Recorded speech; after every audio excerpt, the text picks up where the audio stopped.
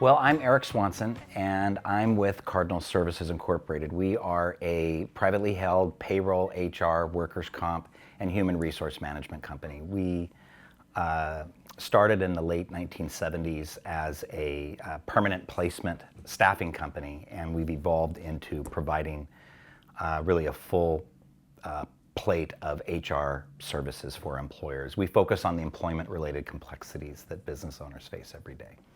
I've been in my industry footprint doing just this since 1992. So prior to that, I got into my industry as a 23-year-old as a franchisee of an international staffing company in Salt Lake City, Utah. So I started my career in staffing, finding employees for employers that needed folks on the graveyard shift, day shift, and large volume numbers of people.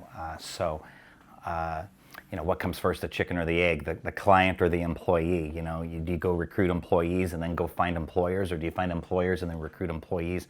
You have to do both. And so I learned very early on in my HR outsourcing career to be as entrepreneurial as I could and to focus on helping people get jobs. And if I looked at it upon that, then I would be more profitable. So.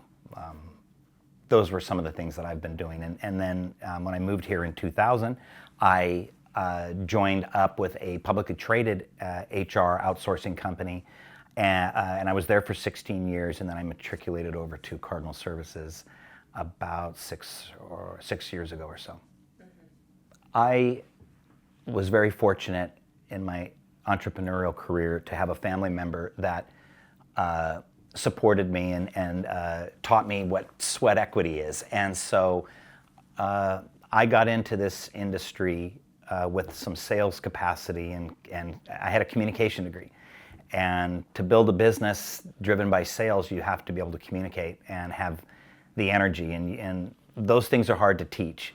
So I had a positive attitude and a lot of energy, and I like meeting people, and so that helped really grow the company. And when I started my career in 1992, it was in Salt Lake City, Utah, and I was told by the franchisor that in order to be successful in Utah, you had to be Mormon.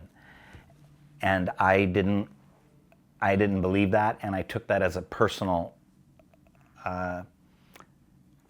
struggle to say, a challenge, I should say, that I don't agree with that. And it was the best experience of my life. I was welcomed. It has a tradition in Utah of the pioneer tradition and the Mormon proselytizing. They welcome visitors. So it was very easy for me, coming from the East Coast, where in Pennsylvania, New York, New Jersey, what do you need? Get to the point. And in Utah, you'd come in and meet, and they'd invite you to sit down, have some cocoa, and have lunch and get to know you. And so, what I think was really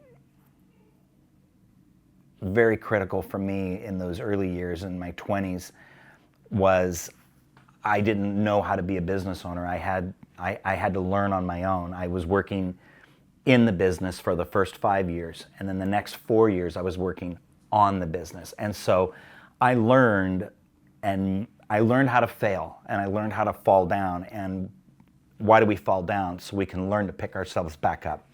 And so by doing so, I think the experience that I have at a young age, being a franchise owner, being a business owner, I see things now in more of a slow motion mentality, and I can coach and counsel these business owners in a way that I wasn't really able to do in my 20s. And so to come full circle, I think the value proposition of our War Room Roundtable is that I have that experience as a business owner, and I can enable those business owners to look around corners and to see things happening before they actually happen. I mean, I can see somebody fall down off of a roof before the employer does, in terms of their culture, their safety procedures, and how they integrate employees into the workforce. That's what I mean. I can tell when there's going to be an accident or an issue coming up before the employer does.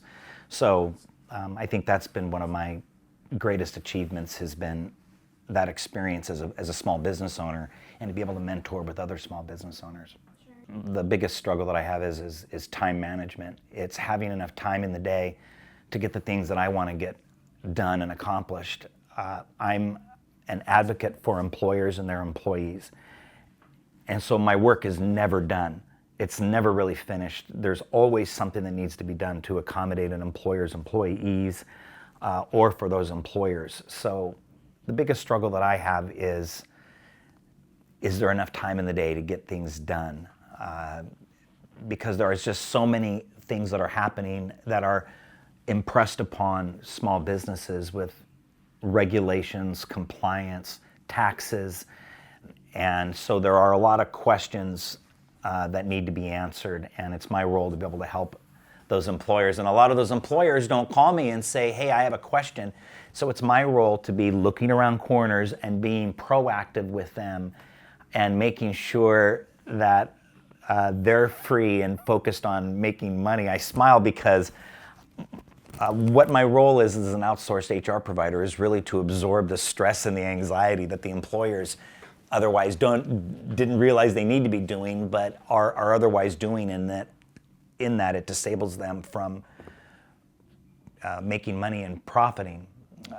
I'm a cost center for business. I want to reduce costs, so I want to help those employers be successful and not get stuck doing things that I am supposed to be doing, which is payroll, human resource administrivia, paper shuffling and paper management, employee files, 401k plans, medical benefit plans, workers' comp, light duty, risk and safety services. These are all cost containment resources for businesses that small businesses just do not have. So I don't have enough time in the day to be able to support all those. Right now. I think one of the best experiences I ever had was going to college in Pittsburgh, Pennsylvania. I grew up in Philadelphia and lived there for a year after college. I was working as a industrial sales rep, working out of my car with a bunch of chemicals and samples, and I was doing that for about a year and a half, and I hated it.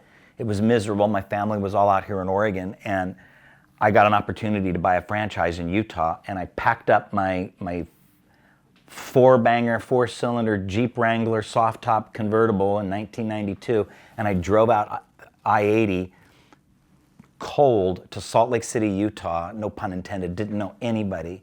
And it's the proudest achievement of my life. And quite frankly, I don't know a lot of people that have had that type of experience, other than folks that have come from outside of the United States as immigrants and come to the United States. I don't have that experience, but coming to Utah, where I was told it was a closed society, you had to be Mormon, you're not Mormon, as a Catholic going to make it there. And I felt like I was a paratrooper dropped behind enemy lines, and I had to survive.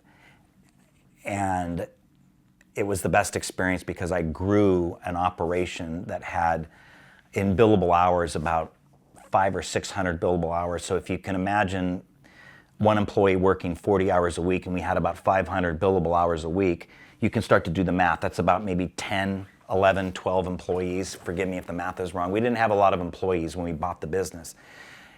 I had us up to about 2,000 hours a week in billable hours by the first year. And when I left in 9 years, we were one of the largest staffing companies in Utah. In Salt Lake City proper, I was president of the Utah Association of Temporary Staffing Services, and I built a business that was doing about $19 million a year in payroll. And I had thousands of employees out on the job. So I really, I hope that's not my swan song, but I've been chasing that experience ever since. It gave me a great deal of confidence that I can do things that I didn't think that I was capable of because I really wanted it. And I had great staff that were kind of my age, and I was a young business owner hiring people that were kind of my age and seeing them develop and get married and have babies and buy cars and buy houses, and it was all under my company's auspices. So that experience in the 90s from 1992 to 2000 was one of the best professional experiences of my life. And I met somebody and I had a baby there, and so I'm very fond of the Rocky Mountain, Intermountain area. what I want to do with the War Room Roundtable is it certainly complements my portfolio and my business opportunities in the Portland market, particularly up here. I came to Cardinal with the idea of to establish a beachhead for us here in the largest market in the Northwest, quite frankly, I should at least say for Oregon. And one of the things that I want to try to accomplish with the War Room Roundtable is bring that business ownership experience that I have, the consultative business experience that I have, and the services that we provide to small businesses. So I think the War Room Roundtable for me is an opportunity to have like-minded individuals on our board that have complementary experiences that I have and services that I have and the deliverables that I have, that we complement each other so well that we can honestly bring a turnkey solution to small businesses and give them corporate board of director for hire resources that they otherwise would never be able to reach financially or even theoretically.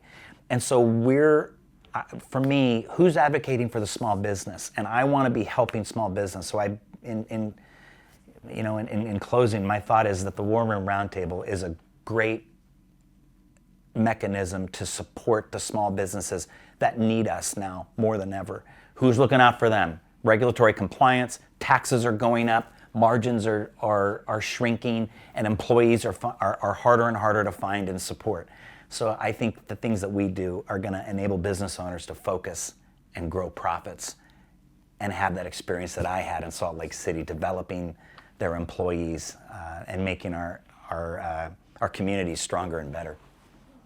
I play golf. Not as much as I would like. I belong to a golf club. I have 2 dogs. I have a beautiful son who's 24, and I've got a lot of family, extended family in the community here. I pride myself on, being schooled back east, but I'm a diehard Northwest person, and I'm really committed to supporting businesses in the Northwest. It's really all that I know, and I've got a lot up here that I want to be able to allocate to businesses that don't know how to do